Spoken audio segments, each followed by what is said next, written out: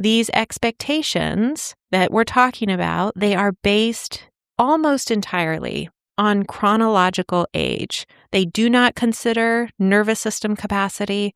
They do not consider developmental readiness. They do not consider cognitive flexibility or the sensory load or stress recovery skills. All they consider is the chronological age. This is often where parents begin feeling like the world is becoming less compassionate towards their child.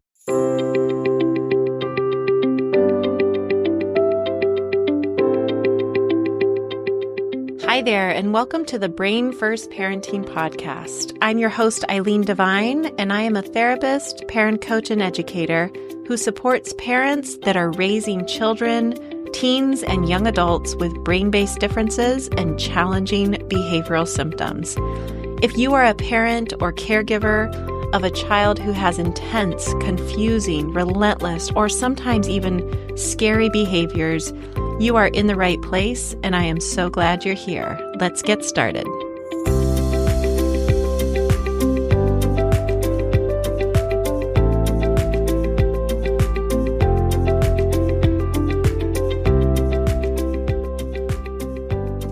Welcome back to the Brain First Parenting Podcast. I'm your host, Eileen Devine, and I feel like I am becoming a broken record in terms of how I start out these episodes because I say almost every time I want to talk about something that I see in my practice with parents. But it's true. That's where I get my ideas for these episodes. What are my parents concerned about? What are they bringing to me? What are the themes that I see over and over again in my conversations with them? And that would probably be helpful for the parents who listen to the podcast. So today is no different. And if you are parenting a tween or a teenager with a differently wired brain, this episode is especially for you.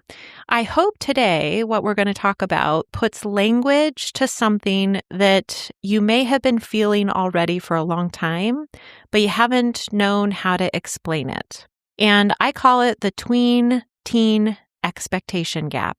And if you're in it right now, you probably know exactly what I mean. This is that season where things that were already tricky, for sure, hard, begin to feel a bit unmanageable.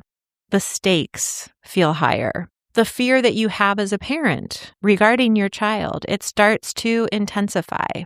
The grief that was maybe there swirling in the background, it starts to get a bit louder.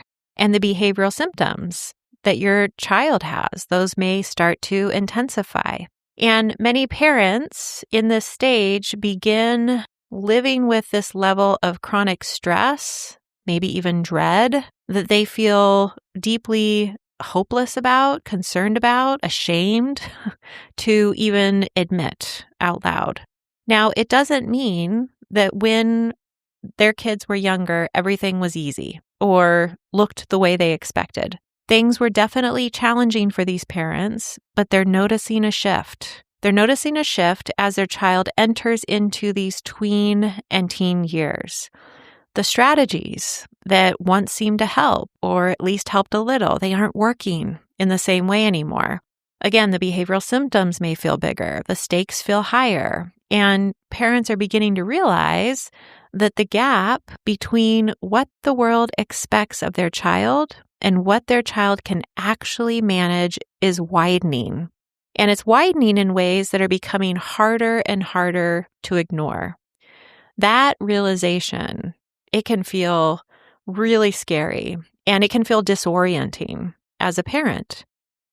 Now, before I go any further, I want to be really clear about something that I firmly believe. And this belief is based on my personal experience as the parent of a 17-year-old who lives with a serious neurobehavioral condition. And it comes from my work with many, many, many parents who have tweens and teens. This experience, one of the reasons that it can feel so terrifying is because it feels as though your child is quote unquote getting worse. You are working so hard, and you have been for many years, and from your evaluation of the situation, things are getting worse. They're getting harder for your child, not better. and their behavioral symptoms are intensifying too. And so underneath all of that is often questions that, maybe you've had before, but now they're beginning to take up a lot of space in your mind, really occupying your thoughts. Questions like, what does this mean for their future? What if I run out of time to get them where they need to be? Will they ever be independent and not need so much from me? Will they be okay? Do I have the capacity, the endurance to keep this up for who knows how long, this level of support that they still need from me? Can I keep doing this? It's a lot for parents who are in this particular stage of their journey. What I want to help you understand today is that there is a reason why all of this feels the way that it does. And what it begins with is this very real developmental shift that happens during these tween and teen years for all kids, not just our kids who live with neurobehavioral conditions. It's happening for all kids at this age. But what I want to help you understand is, what does this mean for our kids? What does it mean for kids with fragile nervous systems and differently wired brains? Because there are neurobiological reasons this phase often becomes more intense. The environments that our kids spend time in are changing.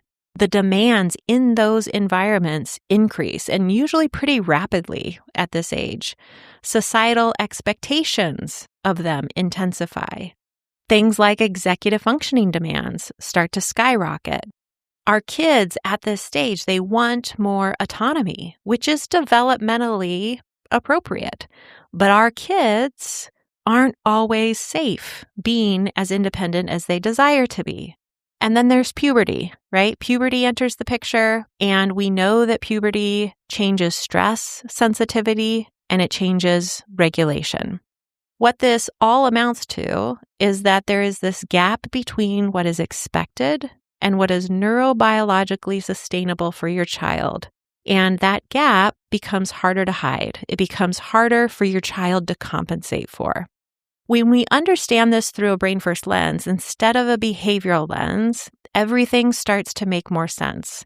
And I want to be clear, it doesn't mean that everything is then necessarily quote-unquote fine, whatever the definition of that is for you. But when we understand what's happening and we get support that understands this particular stage, this particular dynamic, there is more space for more ease, for more understanding, for more curiosity about what is exactly happening. What do they need now that was different than even just a year ago? There's more acceptance of who our kids are. And all of this leads to an experience of peace for the parent. Maybe not total and constant peace, but definitely a growing and greater sense of peace. So the first piece I want to speak to is this truth. Society changes the rules for our kids during these tween and teen years. This is another piece that parents often feel, but they haven't been able to fully articulate or make sense of yet. We've talked many times before on this podcast about a behavioral lens, about how our society is very committed to a behavioral lens. It's deeply entrenched in a behavioral lens. And what that means is that our systems, most adults, people, see behavior as willful and intentional, and compliance and conformity is the highest priority. This behavioral lens begins with the assumption that everybody's brain works the same, that all people, including kids, tweens, teens, young adults, they navigate the world in the exact same way, meaning they all have the cognitive skills they need at that chronological age to meet the expectations that are set before them, which are based on chronological age.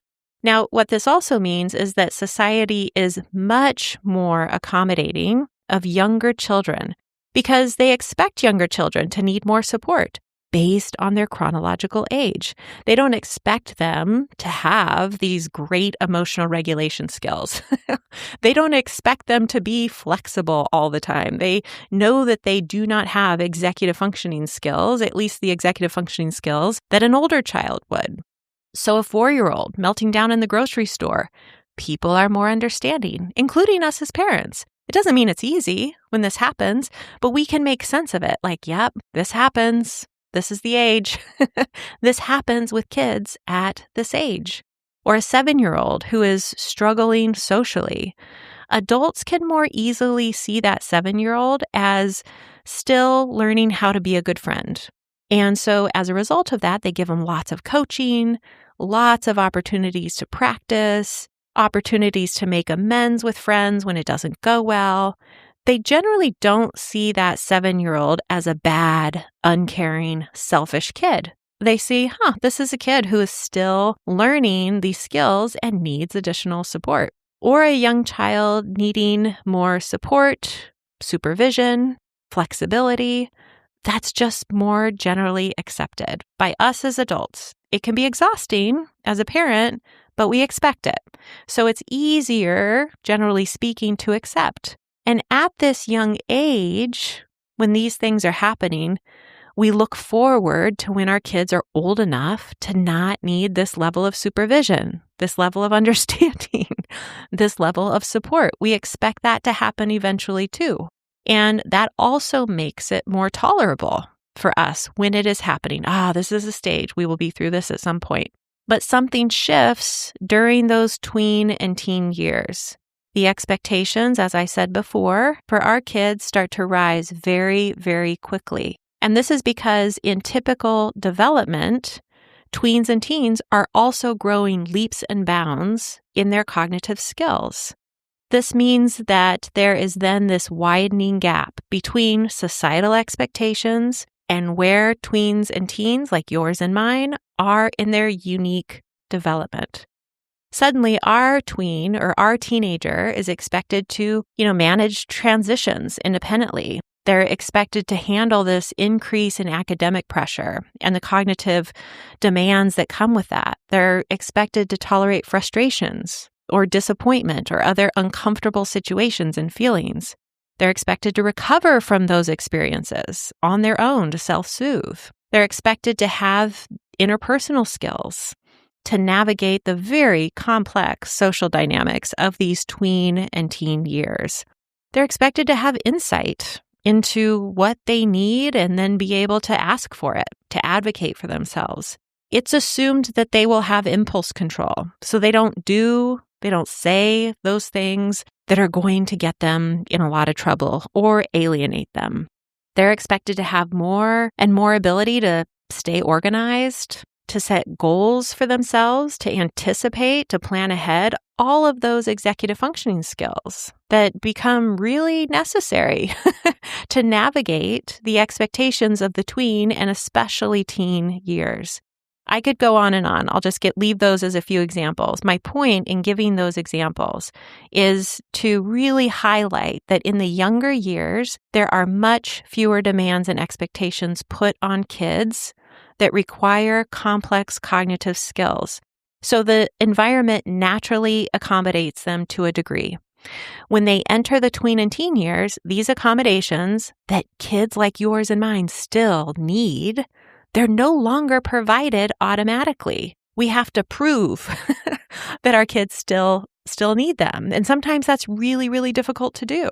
That is when this expectation gap really starts to intensify.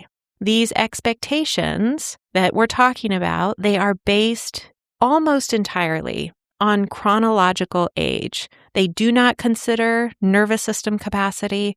They do not consider developmental readiness. They do not consider cognitive flexibility or the sensory load or stress recovery skills. All they consider is the chronological age. This is often where parents begin feeling like the world is becoming less compassionate towards their child. The adults in the tween or the teens school system, for example, become less flexible. Maybe extended family becomes less understanding. Peers become less forgiving. And parents who are in this stage, they begin receiving subtle and sometimes explicit messages that their child should be able to do this by now. That phrase alone, it carries so much pain and so much judgment for parents. Because parents are already asking themselves that question internally all day long. Like, oh my gosh, they are 12. Why are they still unable to do X, Y, and Z? Or they're 16 and we're still working on this? Like, how is that even possible? The parent might notice that they are also becoming less compassionate. They're becoming less understanding towards their child too. And not because they're uncaring parents, but because they've been at this for a while now. And on top of that, this gap, this expectation gap, is becoming more pronounced between where their tween or teen is and where society expects them to be. The parent is right in the middle of that experience. And so oftentimes they're really unaware of all of these pieces that we're talking about, what's actually happening. Speaking from personal experience, even when we know that this is happening, it is still so easy to forget that this big body standing in front of us, this 11-year-old, 15-year-old, 18-year-old, that they actually need, yes, they do need that level of support, even for the most minor things. So I think it's really safe to say that this is hard to wrap our brains around as parents, okay? I also think it's really safe to say that, a dysregulated 6-year-old and a dysregulated 15-year-old are not experienced the same way by the parent. Maybe parents feel less physically safe. Maybe they feel more trapped, more powerless, more shame, right? Ashamed, more embarrassment about their child's behavior. Okay, so I want to make sure that we're really speaking to your experience really clearly so that you know you're not alone and so that you can see all of these different layers that are at play here. So this leads me to another layer, one of the dynamics at play.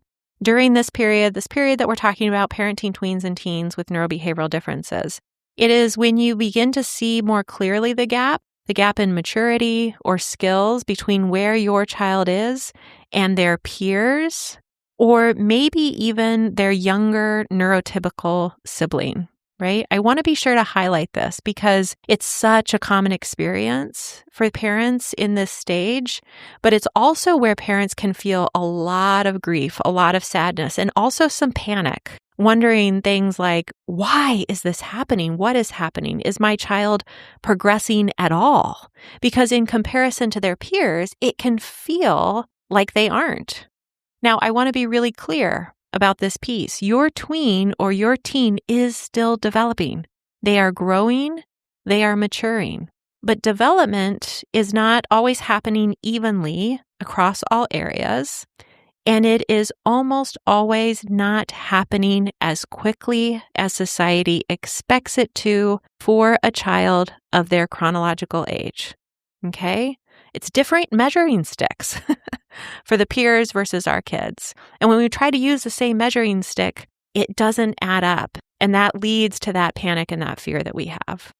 So like I mentioned earlier, when the world begins expecting more, a lot more emotional regulation, more flexibility, more independence, more frustration tolerance, more of those interpersonal skills, more self-management, your child just may not have the neurobiological capacity to consistently meet those demands. And it's not because your child isn't trying. It's not because they are lazy. I would actually say that this is where we can see high levels of burnout with kids who have brain-based differences, these tweens and into teen years, because they are working so hard to survive a world that is an even poorer fit for them now versus when they were younger. And with this poor fit comes an escalation in behavioral symptoms with more anger or more irritability. Maybe they withdraw more.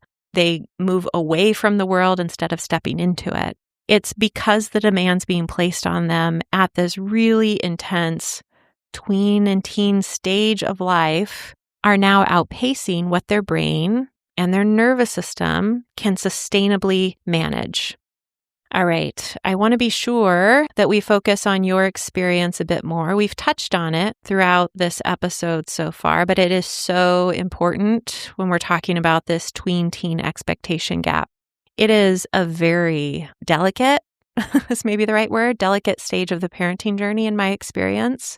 So I want to be sure that we name what's happening, at least what I see is happening for parents, and really acknowledge how hard this time period is for parents. The parents that I work with who are in this stage of parenting, it's not as if the younger years had zero challenges. Many of the parents have spent years looking for answers. They've been told a bazillion times, you just need to use stricter consequences. You need to have firmer boundaries. You need to be more consistent. You need to have these, tough love behavioral approaches. And as a result of that, they often enter the tween and teen years already exhausted and full of self-doubt, under a great deal of chronic stress, without any answers on how to help themselves or to help their child. And they begin wondering things like, did I cause this? Is this a result of my parenting? Have I made things worse? Am I too accommodating?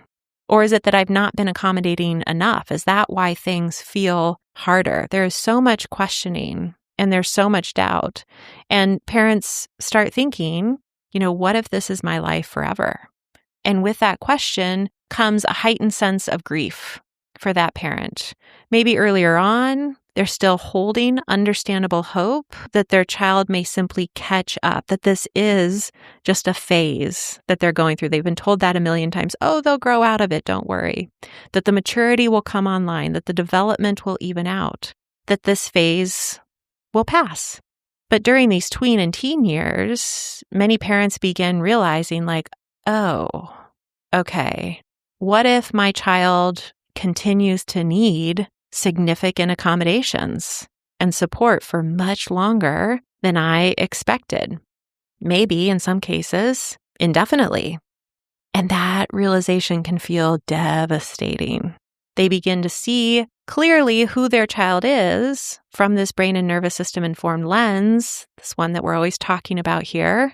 And that's necessary for them to get to a better place with their child. But with that clarity, they also begin to see what may not be possible for their child, or at least not on the timeline that they expected. And with that growing awareness, they begin to grieve the imagined future that they thought their child might have, maybe the future that they thought they'd have in their later years.